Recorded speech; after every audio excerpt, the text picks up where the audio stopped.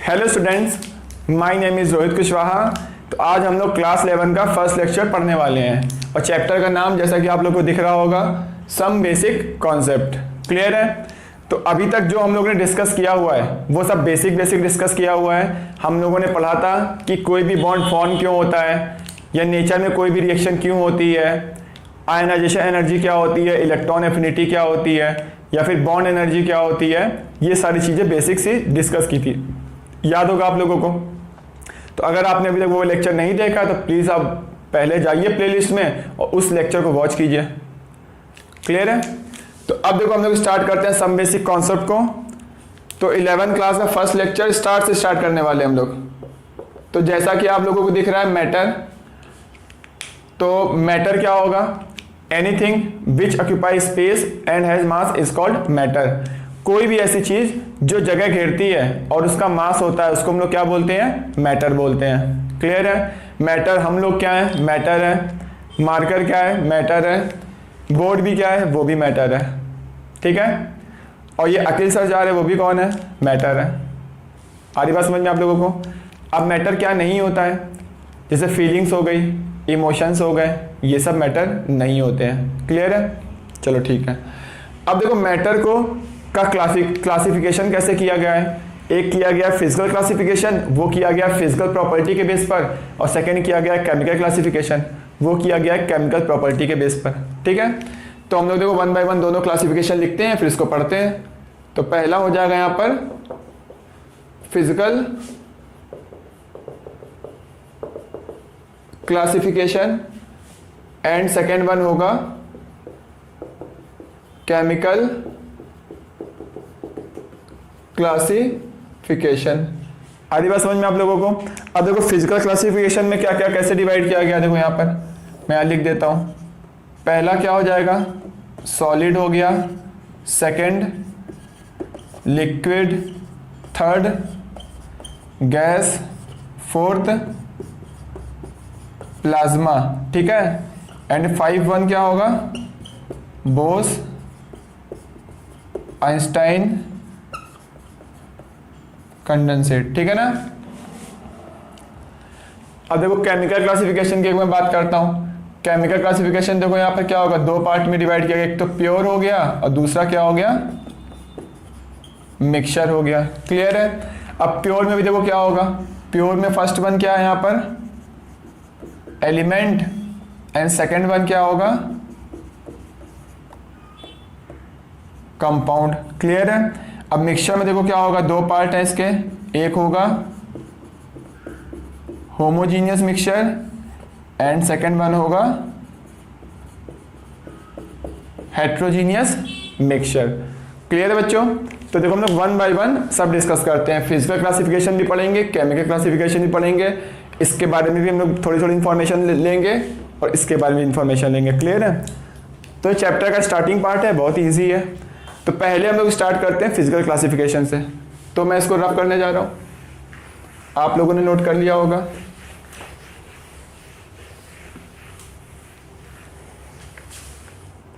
तो बच्चों अगर आपको कोई डाउट लगा करे तो प्लीज कमेंट करके पूछ लिया करिए।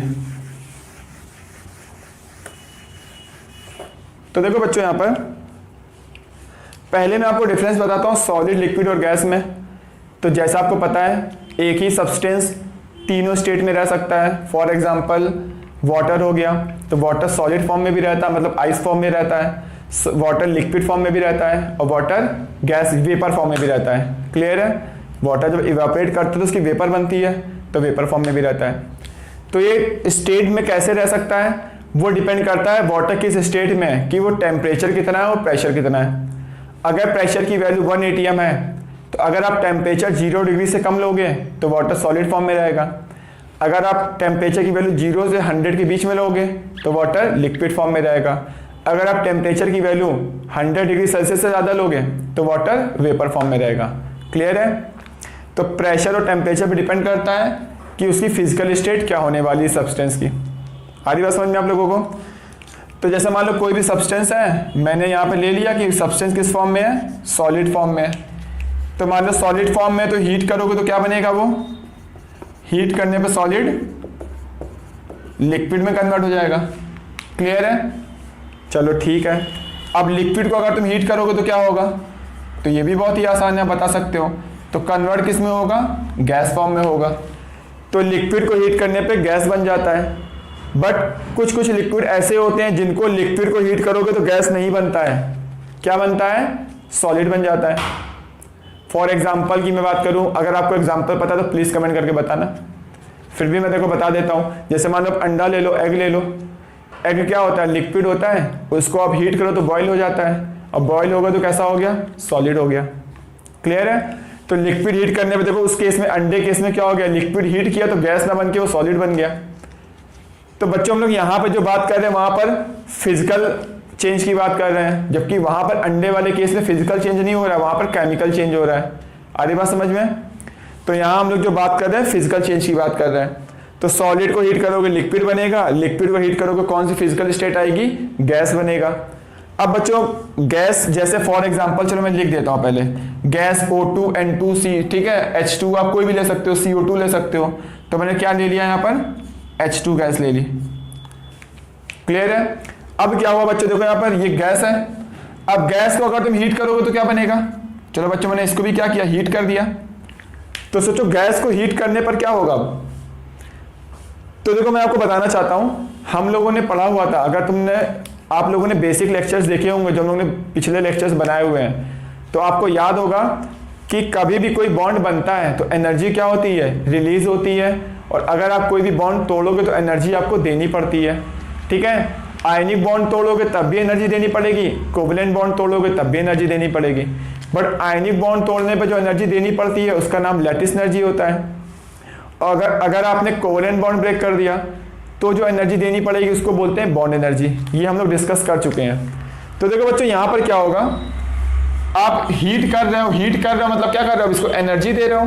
क्लियर है। तो यहाँ पर क्या होगा, देखो H2 गैस फॉर्म में है और आपने क्या किया, इसको एनर्जी दे रहे हो। एनर्जी मान लो कितनी दे दी मैंने, बॉन्ड एनर्जी के बराबर। अगर आपने जैसे इसको एनर्जी इसकी बॉन्ड एनर्जी के बराबर दे दी, बॉन्ड एनर्जी क्या होता है ऑलरेडी डिस्कस कर चुके हैं। अगर आपने पुराना लेक्चर नहीं देखा है तो प्लीज आप मोल कॉन्सेप्ट की प्लेलिस्ट में जाइए और उस लेक्चर को वॉच कीजिए। क्लियर है। तो जैसे आप इसको बॉन्ड एनर्जी दोगे तो क्या होगा, इसके बीच का बॉन्ड ब्रेक हो जाएगा। क्लियर है। यानी यहां पर मॉलिक्यूल था, जैसे आप हीट करोगे तो कन्वर्ट किस में हो जाएगा, एटम में कन्वर्ट हो जाएगा। समझ पा रहे हो आप लोग। यानी यहां पर ये H2 गैस था, कन्वर्ट किस में हो गया, H गैस में कन्वर्ट हो गया। मैं मान के चल रहा हूं आपको समझ में आ रहा है। ठीक है। अब बच्चों मैंने क्या किया, इसको और हीट किया, ध्यान से देखना। मैं बच्चों देखो इसको और हीट कर रहा हूं। अब गैस अगर बन गया, एटम बन गया, हाइड्रोजन गैस का एटम बन गया। अब बताओ हीट करेंगे अब क्या होगा। तो आप लोगों को फिर से याद होगा, मैं ये रफ कर रहा हूं कि किसी भी एटम से अगर इलेक्ट्रॉन निकालना होगा तो हमेशा एनर्जी देनी पड़ती है। उस एनर्जी का नाम क्या होता है, आयोनाइजेशन एनर्जी। तो यहां पर भी देखो हम लोग एटम में एनर्जी दे रहे हैं। क्लियर है। तो जैसे मान लो यहां मैंने एटम लिखा, हाइड्रोजन का एटम लिखा। अगर मैंने इसको कौन सी एनर्जी दे दी, आयोनाइजेशन एनर्जी दे दी। ये क्या होती है ऑलरेडी प्रीवियस लेक्चर में हम लोग डिस्कस कर चुके हैं। ठीक है ना।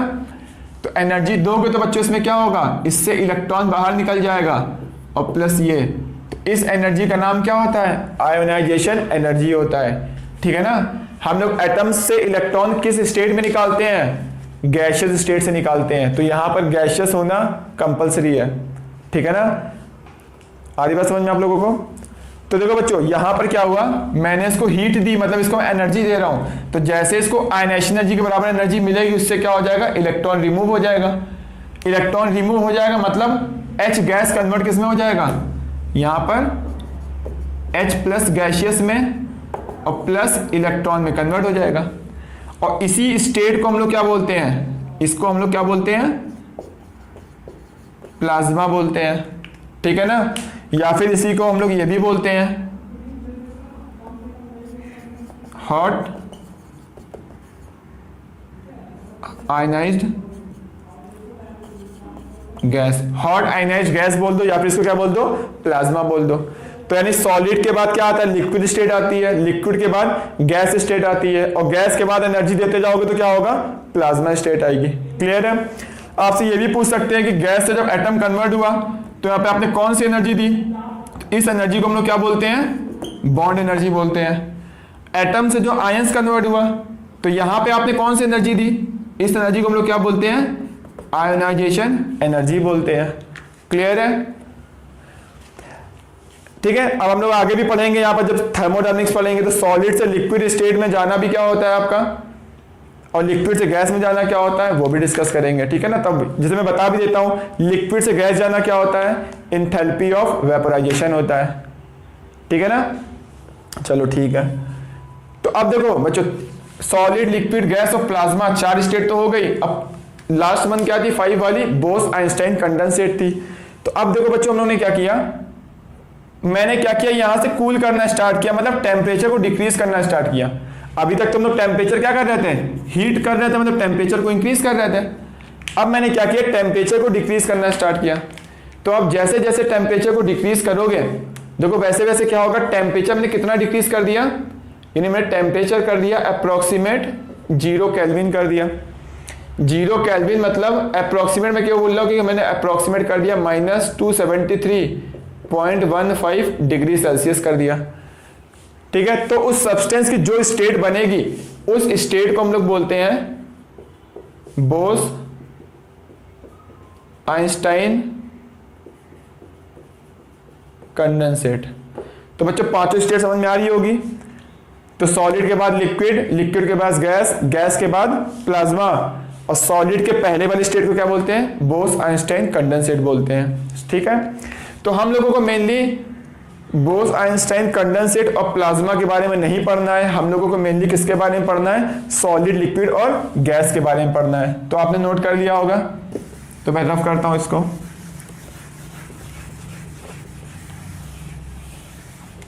ठीक है।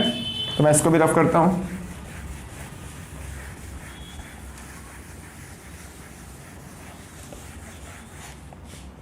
तो बच्चों देखो, यहां पर हम लोगों को मेनली इन तीनों के बारे में पढ़ना है।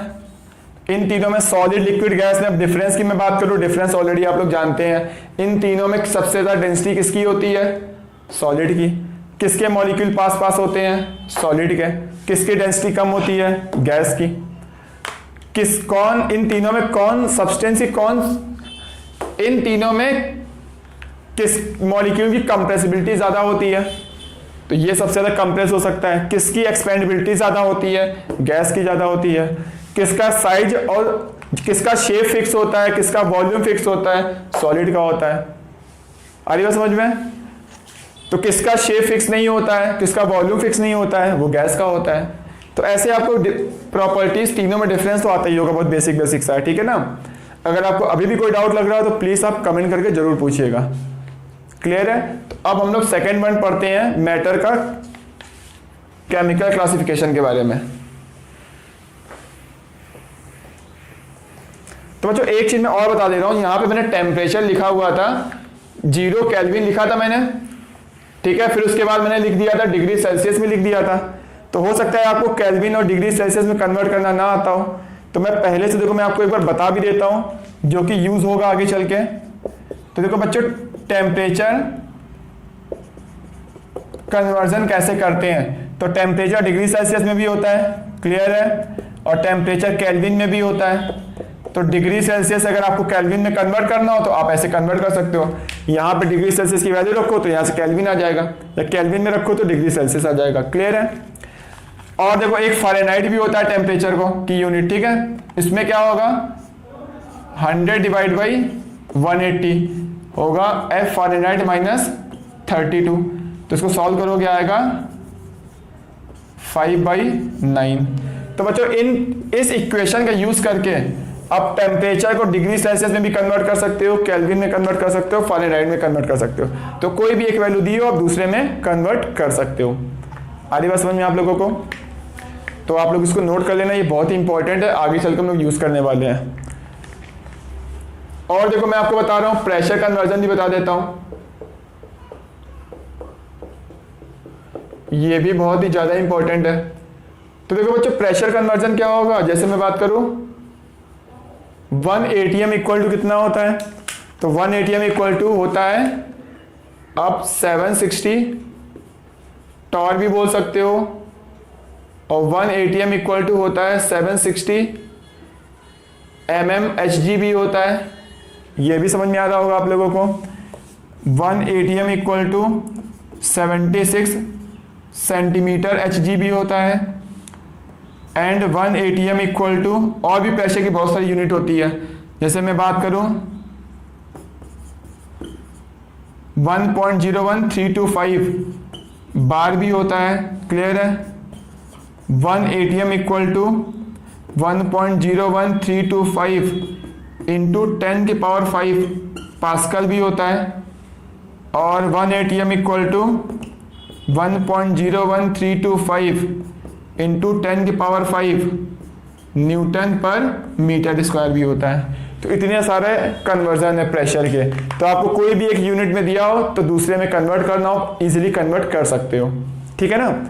तो आप लोगों ने नोट कर लिया होगा, तो मैं नेक्स्ट डे को आगे डिस्कस करता हूं।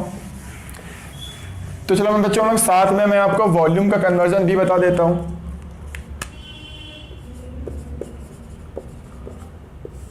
तो देखो बच्चों वॉल्यूम का कन्वर्जन क्या होगा, जैसे मैं बात करूं मैं 1 मीटर क्यूब इक्वल टू क्या होता है 10 की पावर 3 लीटर होते हैं, या फिर डीएम क्यूब की बात करूं तो क्या होगा डेसीमीटर क्यूब भी क्या होगा ये होता है।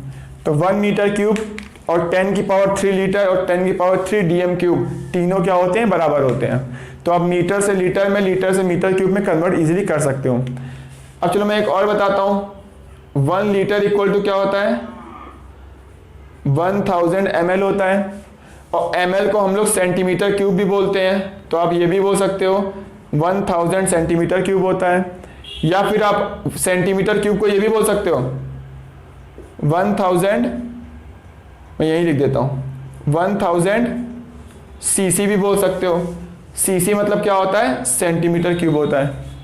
आधी बात समझ में आप लोगों को, तो आप लोग इसको नोट कर लो। तो आपको टेम्परेचर को कन्वर्ट करना एक यूनिट से दूसरी यूनिट में आना चाहिए, वॉल्यूम को कन्वर्ट करना आना चाहिए, एंड प्रेशर को कन्वर्ट करना आना चाहिए, ठीक है। तो मैं रफ करता हूँ इसको।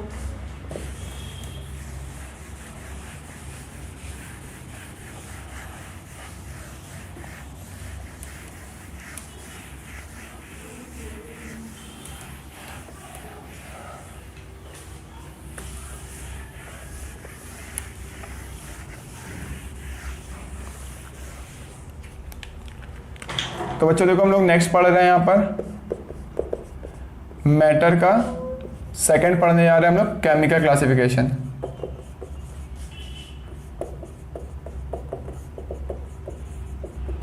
ठीक है, केमिकल क्लासिफिकेशन में देखो हम लोगों ने एक पार्ट पढ़ते हैं पहले। फर्स्ट वन क्या था प्योर था, एंड सेकंड वन क्या था मिक्सचर था। आ रही बच्चों बात समझ में, ठीक है।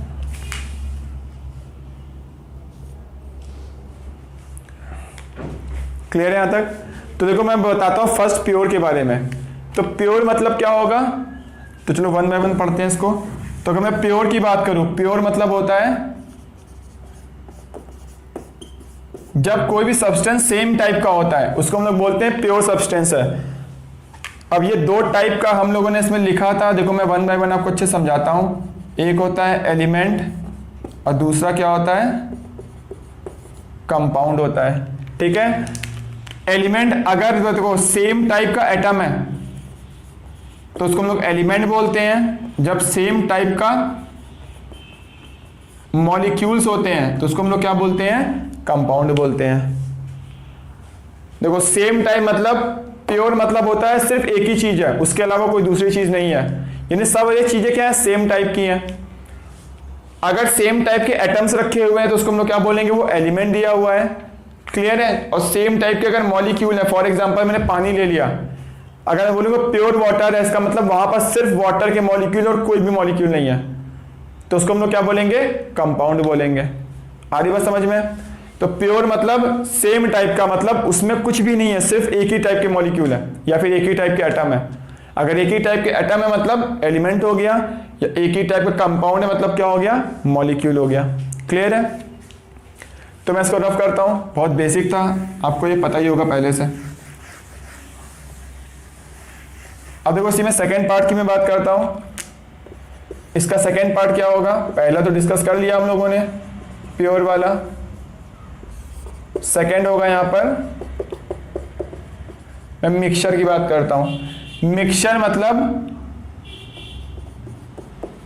रिएक्शन नहीं होनी चाहिए। अगर हम लोग मिक्सचर बोल रहे हैं तो मिक्सचर मतलब दो या दो से अधिक सब्सटेंस का मिक्सचर, मतलब अगर किसी भी कितनी भी चीजें तुम अगर ऐड कर दो लेकिन कंडीशन है उनमें रिएक्शन नहीं होनी चाहिए, तभी आप मिक्सचर बोल सकते हो। अगर रिएक्शन हो गई तो आप मिक्सचर नहीं बोल सकते हो।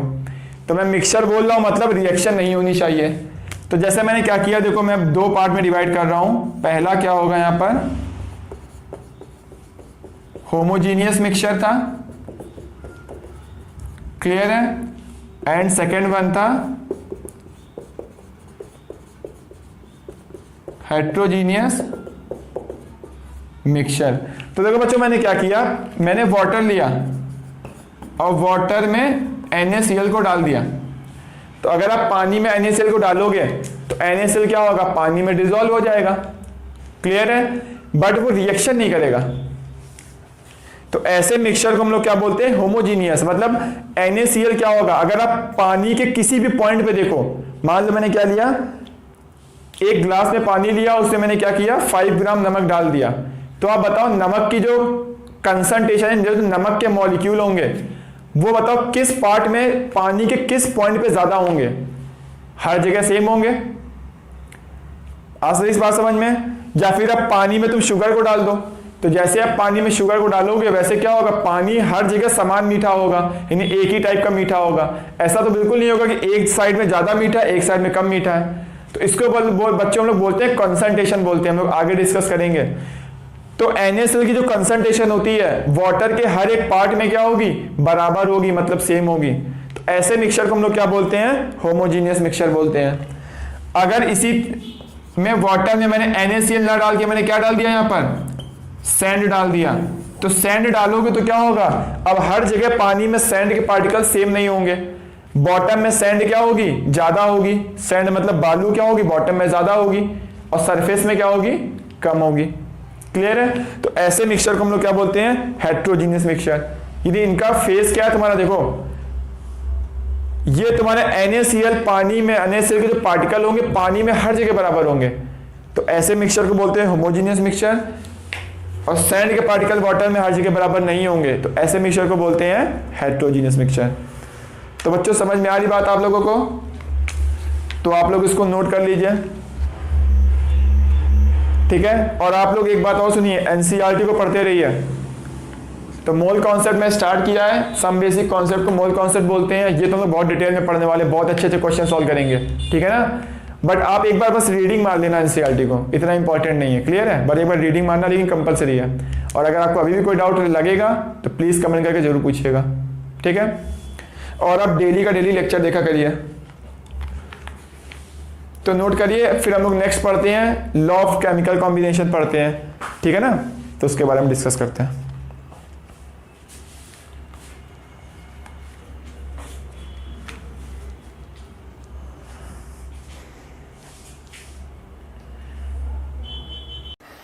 तो जस्ट अभी हम लोगों ने डिस्कस किया कि सॉलिड को हीट करोगे तो आप लिक्विड बनेगा, लिक्विड को हीट करोगे तो क्या बनेगा, गैस बनेगा।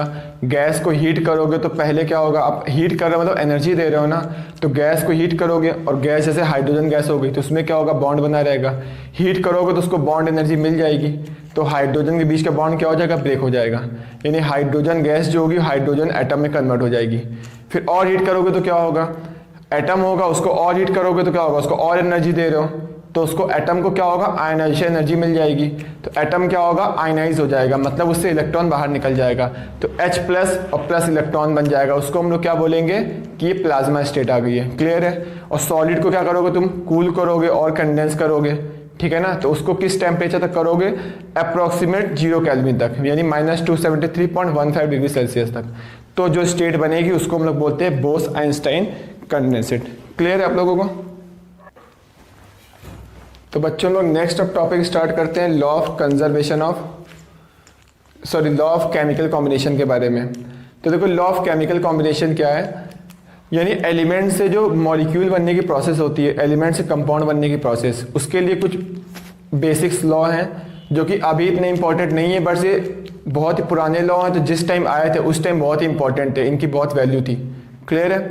पहले तो हम लोग ये डिस्कस कर लेते हैं लॉ और प्रिंसिपल में क्या डिफरेंस होता है, क्योंकि हम लोग आगे एक पढ़ते हैं एटॉमिक स्ट्रक्चर में हाइजेनबर्ग अनसर्टेनिटी प्रिंसिपल पढ़ते हैं, और एक हम लोग पढ़ते हैं आर्किमिडीज प्रिंसिपल पढ़ते हैं फिजिक्स में, और यहाँ हम लोग लॉ पढ़ते हैं बॉयल्स लॉ भी आगे पढ़ोगे गैसियस स्टेट में, चार्ल्स लॉ पढ़ोगे। तो लॉ और प्रिंसिपल में मेनली डिफरेंस क्या होता है, कहाँ हम लोग लॉ लगाते हैं, कहाँ हम लोग प्रिंसिपल ऐड करते हैं। तो देखो लॉ क्या होता है, अगर किसी भी चीज़ को, जहाँ किसी भी चीज़ को हम लोग अगर एक्सपेरिमेंट से प्रूव कर सकते हैं तो वहाँ हम लोग लॉ लिखते हैं, Boyle's law, Charles law. Clear है? तो यहाँ पे भी हम लोग मेनली लॉ पढ़ने वाले हैं, हम लोग एक्सपेरिमेंट से प्रूव करेंगे। क्लियर है? और जहाँ पर हम लोग मैथमेटिकली प्रूव कर सकते हैं उस पर हम लोग प्रिंसिपल लिखते हैं। तो हाइजेनबर्ग अनसर्टेनिटी प्रिंसिपल एक पढ़ोगे एटॉमिक स्ट्रक्चर में, उसका मैथमेटिकल क्या है, प्रूफ है। क्लियर है?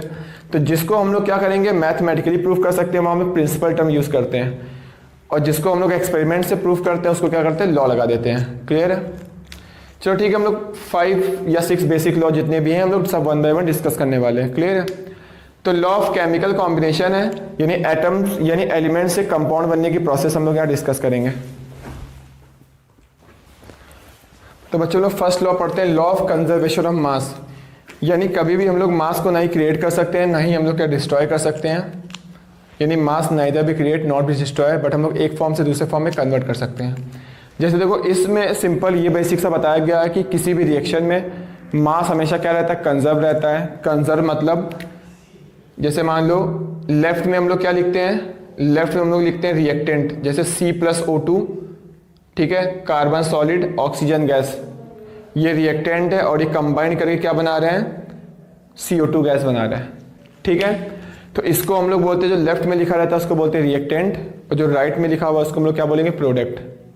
तो इसमें क्या होता है, अगर आप एक्सपेरिमेंट करके देखो, अगर देखो 12 ग्राम कार्बन लो, ठीक है ना, और 32 ग्राम क्या लो आप, ऑक्सीजन लो, और इन दोनों के बीच की रिएक्शन करा दो, तो यहाँ पर देखा गया कि जब 12 ग्राम कार्बन 32 ग्राम ऑक्सीजन से कंबाइन करता है तो यहाँ पर 44 ग्राम क्या बनता है, CO2 बनता है। समझ में आ रही बात? तो अगर आप यहाँ पर ऐड करके देखो 12 और 32 क्या होगा, 44 होगा, यानी रिएक्टेंट कितना लिया था आपने, 44 ग्राम, और प्रोडक्ट भी कितना बना है, 44 ग्राम। तो इसको बोलते हैं law of conservation of mass, मतलब mass of reactant equal to mass of product. Clear है? तो मास पूरी रिएक्शन में हमेशा क्या रहता है, कंजर्व रहता है, वो चेंज नहीं होता है। क्लियर है? यानी मैं यहाँ लिख सकता हूँ sum of mass of reactant, जो लेफ्ट में लिखते हैं उसको हम लोग रिएक्टेंट बोलते हैं, equal to sum of mass of product. तो ये है law of conservation of mass, और ये बहुत इंपॉर्टेंट भी है। ठीक है ना, कि किसी भी रिएक्शन में क्या होगा, मास हमेशा कंजर्व रहता है, और इसी की हेल्प से हम लोग आगे बहुत सारे क्वेश्चन सॉल्व करेंगे, और आगे ये सब तो हम लोग और भी डिस्कस करेंगे। 12 ग्राम लेके लिया, अभी 32 ग्राम लिया है, दोनों को देखो हम लोग ने कुछ नहीं बचा है। कभी कभी आगे हम लोग ऐसा भी पढ़ेंगे, कार्बन ज़्यादा लेंगे ऑक्सीजन कम लेंगे, फिर एक बार कार्बन कम लेंगे तो ज़्यादा ऑक्सीजन लेंगे। यानी अभी तो हमने 12 और 32 लिया बस लॉ को समझाने के लिए, कि जिससे आपको बहुत ही ईजिली समझ में आ जाए, और हम लोग धीरे धीरे आगे बढ़ेंगे तो यहाँ पर वैल्यू भी चेंज करेंगे। तो यहाँ पर देखेंगे प्रोडक्ट पूछ लेगा कितने ग्राम CO2 बनेगा या कितने मोल CO2 बनेगा। तो ऐसे क्वेश्चंस मैं आपको तब बता सकता हूँ जब आपको मोल के बारे में पता हो। तो आगे वाले नेक्स्ट लेक्चर में हम लोग मोल के बारे में डिस्कस करेंगे, मोल होता क्या है और हम लोग कैसे कैलकुलेट करते हैं। तो लॉ ऑफ कंजर्वेशन ऑफ मास सिर्फ इतना ही है कि किसी भी रिएक्शन में क्या होगा, मास हमेशा कंजर्व रहता है। ये बहुत इंपॉर्टेंट है कि यानी रिएक्टेंट का मास का जो सम होगा और प्रोडक्ट के मास का सम क्या होगा, वो दोनों इक्वल होगा। समझ में आ रही बात आप लोगों को? चलिए ठीक है, तो अब हम लोग आगे चलते हैं और पढ़ते हैं लॉ ऑफ डेफिनिट प्रोपोर्शन के बारे में। देखो डेफिनिट प्रोपोर्शन वाला लॉ क्या है कि अगर same compound always contain exactly the same proportion of element by weight. इसका मतलब क्या होगा कि जैसे मान लो मैंने HCl प्लस NaOH की रिएक्शन करा दी, तो यहाँ पे प्रोडक्ट क्या बनेगा, NaCl बनेगा और प्लस वाटर बनेगा। क्लियर है? और मान लो अगर मैंने H2 प्लस हाफ O2 की रिएक्शन करा दी, तो यहाँ पे जो कंपाउंड बनेगा वो क्या बनेगा, H2O बनेगा। समझ में आ रही बात? यानी इस लॉ का मतलब सिंपल इतना है कि दुनिया में कहीं से भी अगर आप कोई भी प्रोडक्ट बना रहे हो सेम कंपाउंड, H2O इस रिएक्शन से बनाओ चाहे H2O इस रिएक्शन में बताओ, दुनिया में किसी भी रिएक्शन से वाटर बना लो तो वाटर में हाइड्रोजन और ऑक्सीजन के बीच का रेशियो हमेशा क्या रहेगा, मास रेशियो सेम रहेगा। जैसे H2O में अगर आप ध्यान से देखो, H2O कब बना होगा, जब 2 ग्राम हाइड्रोजन और 16 ग्राम ऑक्सीजन की अगर तुम आप रिएक्शन करा दो तो वाटर बनेगा। यानी यहाँ पर हाइड्रोजन और ऑक्सीजन का मास रेशियो कितना है, 2:16 है। सेम वैसे यहाँ पर भी हाइड्रोजन और ऑक्सीजन का मास रेशियो कितना है, 2:16 है। इसको बोलते हैं लॉ ऑफ डेफिनिट प्रमोशन। मतलब अगर आपने कंपाउंड सेम लिया है तो उसमें एलिमेंट का जो मास रेशियो होगा वो हमेशा सेम रहेगा और लॉजिकली भी क्या होगा, सेम होना भी चाहिए। अब अगर कंपाउंड ही आप अगर सेम लेने वाले हो तो एलिमेंट का क्या होगा, नंबर भी सेम होगा। सेम ही कंपाउंड है, आप दुनिया में किसी भी रिएक्शन से बना लो, कंपाउंड सेम होगा तो नंबर सेम होगा, नंबर सेम होगा तो क्या होगा, उसका मास भी डेफिनेटली सेम आने वाला है। क्लियर है? तो बच्चों हम लोग नेक्स्ट पढ़ने आ रहे हैं third law of multiple proportion. इसका देखो मतलब क्या होगा, इस लॉ का मतलब, if 2 elements can combine to form more than 1 compound. देखो जैसे 2 एलिमेंट में ले रहा हूं, फॉर एग्जांपल पहला क्या होगा, हाइड्रोजन प्लस ऑक्सीजन। अगर हाइड्रोजन प्लस ऑक्सीजन कंबाइन कर रहे हैं तो यहां पर H2O भी बना सकते हैं। क्लियर है? और हाइड्रोजन प्लस ऑक्सीजन कंबाइन कर H2O2 भी बना सकते हैं। तो 2 एलिमेंट कंबाइन कर रहे हैं और 2 अलग अलग कंपाउंड बना रहे हैं। क्लियर है? The masses of 1 element that combined with a fix mass of other element. ठीक है, यानी एक एलिमेंट का मास आपको फिक्स करना है। जैसे फॉर एग्जांपल की देखो मैं बात करूं, are in the ratio of small whole number, तो उसमें बस सिंपल ये लॉ में बताया गया कि अगर 2 एलिमेंट कंबाइन कर रहे हैं और 2 अलग अलग कंपाउंड बना रहे हैं तो इन दोनों कंपाउंड में दोनों एलिमेंट का मास रेशियो भी क्या होगा, डिफरेंट डिफरेंट होगा और एक दूसरे का मल्टीपल होगा। देखो यहाँ पर H2O में अगर आप ध्यान से देखो, हाइड्रोजन कितने ग्राम है, 2 ग्राम हाइड्रोजन और 16 ग्राम ऑक्सीजन के अगर आप रिएक्शन करा दो तो यहाँ पर क्या बन जाएगा, H2O बन जाएगा। इसमें मास रेशियो हाइड्रोजन और ऑक्सीजन का कितना है, 2:16 है। क्लियर है? अगर आप H2O2 ले लो, H2O2 में अगर आप ध्यान से देखो, हाइड्रोजन और ऑक्सीजन का मास रेशियो कितना है, 2 ग्राम हाइड्रोजन है और 32 ग्राम क्या हो जाएगा, ऑक्सीजन। तो यहाँ अगर देखो, अगर 2 एलिमेंट कंबाइन करेंगे और 2 अलग अलग कंपाउंड बना रहे हैं तो दोनों कंपाउंड में दोनों एलिमेंट का मास रेशियो भी क्या होगा, डिफरेंट डिफरेंट होगा। देखो यहाँ पे हाइड्रोजन का मास क्या है, देखो दोनों में हाइड्रोजन का मास सेम है बट ऑक्सीजन के अलग अलग मास के साथ क्या कर रहा है, कंबाइन कर रहा है। मतलब लॉ ऑफ डेफिनिट प्रोपोर्शन और मल्टीपल प्रोपोर्शन में ज़्यादा फर्क नहीं है, बस डिफरेंस सिर्फ इतना है कि अगर आपका कंपाउंड सेम है, अगर हर जगह H2O बन रहा है, कंपाउंड सेम है तो मास रेशियो भी एलिमेंट का क्या रहेगा, सेम रहेगा। बट मल्टीपल प्रोपोर्शन में क्या है, अगर कंपाउंड डिफरेंट बनेगा, ठीक है ना, ये रिएक्शन डिफरेंट डिफरेंट तरीके से बैलेंस होगी तो कंपाउंड भी क्या बनेगा, डिफरेंट डिफरेंट बनेगा। और कंपाउंड डिफरेंट डिफरेंट बनेगा तो क्या होगा, दोनों का मास रेशियो, एलिमेंट का मास रेशियो भी क्या होगा, डिफरेंट होगा। तो मल्टीपल प्रोपोर्शन में दोनों एलिमेंट्स का जो मास रेशियो होगा, अब कंपाउंड डिफरेंट है तो आप बेसिकली समझ सकते हो कि कंपाउंड, ये तो बहुत सिंपल सा लॉजिक ही लग रहा होगा आपको, आगे हम लोग और भी पढ़ेंगे तो और अच्छे समझ में आएगा कि 2 एलिमेंट अगर कंपाउंड सेम है तो मास रेशियो एलिमेंट का सेम रहेगा। अगर कंपाउंड ही डिफरेंट हो गया है तो एलिमेंट का मास रेशियो भी क्या हो जाएगा, डिफरेंट हो जाएगा, ऑब्वियस सी बात है। तो बच्चों लोग नेक्स्ट पढ़ते हैं लॉ ऑफ रेसिप्रोकल प्रोपोर्शन।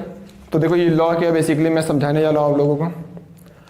तो देखो इस लॉ में ये बताया गया है कि अगर आपने 3 एलिमेंट लिए, एक मैग्नीशियम ले लिया, एक ऑक्सीजन ले लिया और एक हाइड्रोजन ले लिया।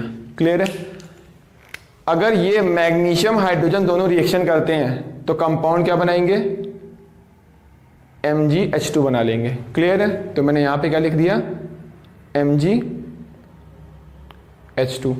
अगर आप यहाँ ध्यान से देखो, इन दोनों में मास रेशियो कितना है, ये 24 है तो ये कितना है, 2 है। ये 24 ग्राम है तो 2 ग्राम है, जब कंबाइन करेंगे तो MgH2 बनेगा। क्लियर है? अगर Mg और ऑक्सीजन रिएक्शन करेंगे तो क्या बनाएंगे, जैसा कि हम लोगों को पता है मैग्नीशियम ऑक्सीजन क्या बनाएगा, MgO बनाता है। तो यहाँ मैंने क्या लिख दिया, ये MgO हो गया। अगर आप देखो यहाँ पर मास रेशियो कितना है, मैग्नीशियम कितना है 24 ग्राम, तो ये कितना होगा 16 होगा। क्लियर है? तो Mg और H ने ये कंपाउंड बनाया, MgO ने रिएक्शन करके ये कंपाउंड बना। अब इस तरह से जो आयन कॉमन है, क्लियर है, उसका सेम वेट कर लो। सेम वेट दिया है तो ठीक है, नहीं है तो बना लो। तो इसका 24 वेट देखो सेम दिया हुआ है, तो सेम वेट देखो। अब थर्ड एलिमेंट का सेम वेट जो अदर टू एलिमेंट के साथ जो कंबाइन कर रहा है, यानी ये दो एलिमेंट अगर कंबाइन करेंगे तो जो कंपाउंड बनाएंगे वो इसी वेट के रेशियो में होगा, या तो इसका मल्टीपल होगा। देखो ध्यान से लिखा हुआ है, आर आइदर द सेम और the simple multiple of the mass ratio. यानी जो भी ऑक्सीजन हाइड्रोजन जो अदर टू एलिमेंट बचे हैं, ये जो भी कंपाउंड बनाएंगे, एक तो H2O बना सकते हैं, H2O बनाएंगे, देखो 216 बचा, तो देखो ये सेम रेशियो है। क्लियर है? तो अदर जो बचे हुए हैं सेम, समझ आ रहा? जो अदर दो एलिमेंट जो बचे हुए हैं, ये जब भी रिएक्शन करेंगे तो जो कंपाउंड बनाएंगे या तो उसी रेशियो में होगा, उसी मास रेशियो में, जिस मास रेशियो में वो मैग्नीशियम के सेम अमाउंट के साथ रिएक्शन कर रहे थे, या तो उसका मल्टीपल होगा, या फिर मल्टीपल मतलब H2O2 बनाएंगे। H2O2 बनाएंगे तो क्या होगा, देखो ये 2:2 कितना हो गया, 32। क्लियर है?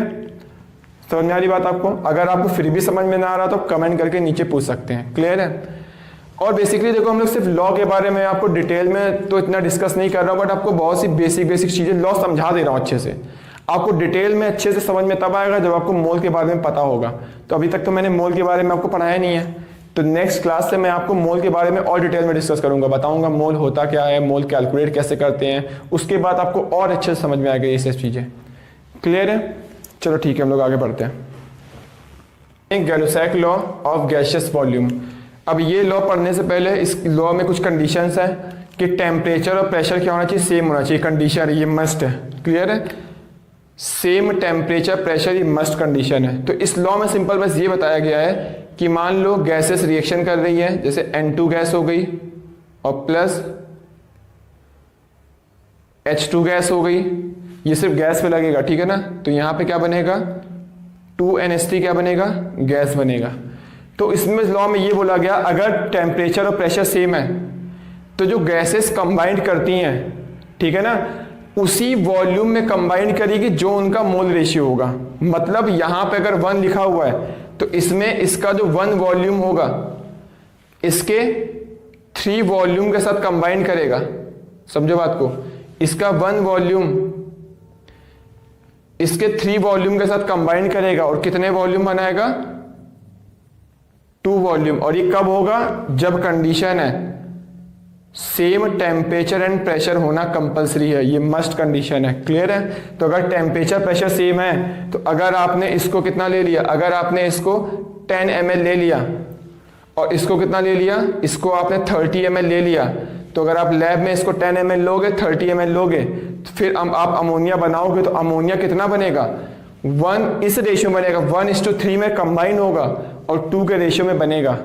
यानी 10 ml और 30 ml कंबाइंड होंगे तो कितने बनेंगे,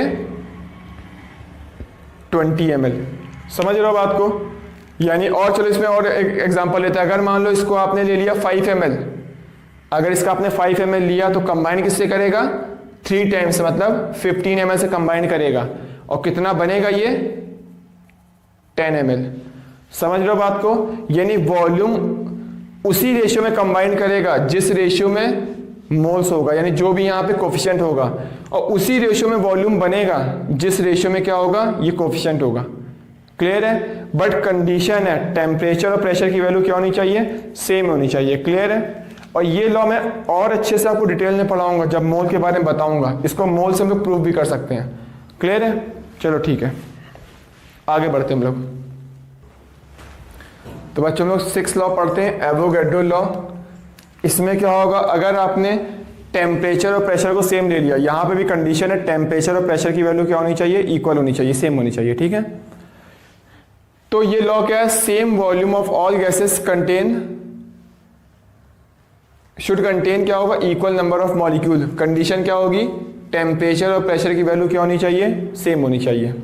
यानी इसका मतलब क्या होगा कि इसका मतलब ये है कि आपने अगर एक कंटेनर में मान लो हाइड्रोजन गैस ले ली, क्लियर है, और आपने एक कंटेनर में आपने क्या ले लिया, ऑक्सीजन गैस ले ली, ठीक है, और आपने एक कंटेनर में क्या ले लिया,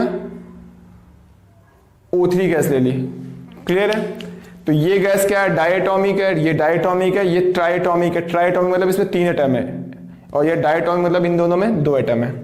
तो अगर आपने 3 गैसेस ले ली, इस कंटेनर में हाइड्रोजन है, ऑक्सीजन है, O3 है, और कंडीशन है इसका आपने क्या कर दिया, इन तीनों पर देखो, ध्यान से देखो, अब इन तीनों का अगर आपने टेम्परेचर और प्रेशर सेम ले लिया, देखो यहां पर देखो ध्यान से, कि अगर आपने इन कंटेनर में सेम टेम्परेचर एंड प्रेशर ले लिया, तो अगर आपने इसका वॉल्यूम सेम कर दिया, यानी अगर आपने इसका वॉल्यूम 1 लीटर ले लिया, तो 1 लीटर में सेम टेम्परेचर प्रेशर पे तीनों गैसेस हैं, तो 1 लीटर में जितने मॉलिक्यूल हाइड्रोजन के होंगे, इसके 1 लीटर में भी उतने ही मॉलिक्यूल ऑक्सीजन के होंगे। और इसका अगर आपने 1 लीटर ले लिया, तो इसके भी मॉलिक्यूल कितने होंगे? सेम होंगे। यानी सेम टेम्परेचर प्रेशर पर अगर आपने वॉल्यूम सेम कर दिया, तो नंबर ऑफ मॉलिक्यूल भी क्या हो जाएंगे? सेम हो जाएंगे। इसको हम लोग आगे चल के मैथमेटिकली भी प्रूव करेंगे। क्लियर है? तो सेम टेम्परेचर एंड प्रेशर पर अगर सेम नंबर ऑफ वॉल्यूम भी सेम ले लोगे, तो मॉलिक्यूल, नंबर ऑफ मॉलिक्यूल क्या हो जाएगा? सेम हो जाएगा। जबकि देखो आपको ये दिखने में लग नहीं रहा है, जैसे कि देखो हाइड्रोजन गैस का साइज छोटा होता है, ऑक्सीजन गैस क्या होता है? हाइड्रोजन से बड़ी गैस होती है। क्लियर? उसके मॉलिक्यूल का साइज बड़ा होता है। और ऑक्सीजन और O3 में देखो, इसके एक मॉलिक्यूल में 2 एटम है, इसके एक मॉलिक्यूल में 3 एटम है। तो अगर आप ध्यान से देखोगे, O3 का वॉल्यूम ज्यादा होना चाहिए पर मॉलिक्यूल का वॉल्यूम, इसका वॉल्यूम और कम होना चाहिए, इसका वॉल्यूम और कम होना चाहिए। क्लियर है? यानी ये 100 मॉलिक्यूल आपको सोचने में क्या लग रहा है कि इसके 100 मॉलिक्यूल कम स्पेस लेंगे, इसके 100 मॉलिक्यूल थोड़ा ज्यादा स्पेस लेंगे इसके कंपेयर में, और इसके 100 मॉलिक्यूल इन दोनों के कंपेयर में सबसे ज्यादा स्पेस लेंगे, क्योंकि इसके एक मॉलिक्यूल में 3 एटम है और इसके पर मॉलिक्यूल में कितने एटम है? 2 एटम है। तो आपको सोचने में ऐसा लग रहा होगा कि इसके 100 मॉलिक्यूल का वॉल्यूम कम होगा और इसके 100 मॉलिक्यूल का वॉल्यूम उन दोनों से ज्यादा होगा, है ना?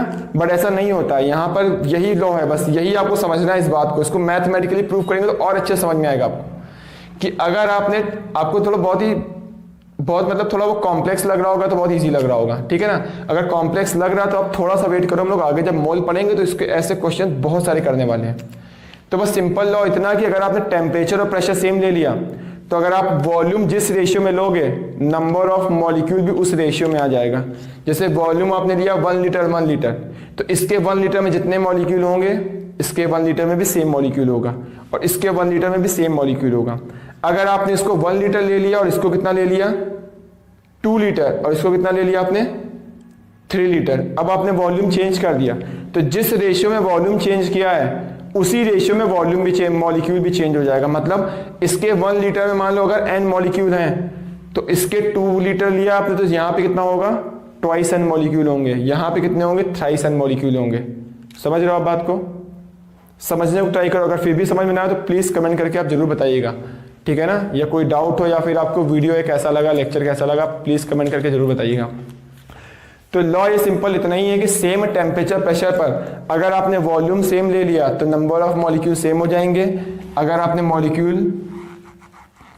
वॉल्यूम डिफरेंट ले लिया तो मॉलिक्यूल डिफरेंट हो जाएंगे। तो मैंने यहाँ पर क्या ले लिया? सेम वॉल्यूम ले लिया, तो इन तीनों में क्या होगा? सेम नंबर ऑफ मॉलिक्यूल्स होगा। और इसको हम लोग मैथमेटिकली भी डिस्कस कर लेंगे, प्रूफ कर देंगे, ज़्यादा डिफिकल्ट है नहीं। बट उसके लिए आपको क्या आना चाहिए? मोल कॉन्सेप्ट आना चाहिए, मोल आना चाहिए, मोल होता क्या है। क्लियर है?